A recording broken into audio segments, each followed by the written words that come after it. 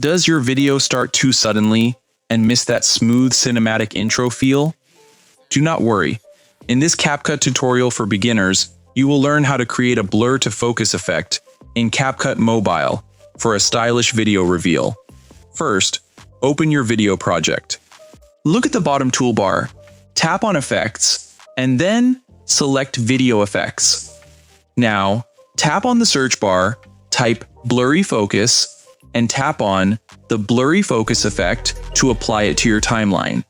Tap on Adjust, drag the speed slider to control how fast your video comes into focus, and adjust the blur slider to set your starting blur intensity. Here is a secret pro tip for cinematic CapCut video editing.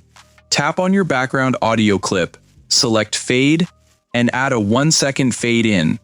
Matching your blur reveal, this makes your visual and audio focus together perfectly. Now, tap on the check mark and press play to review your smooth blur to focus effect.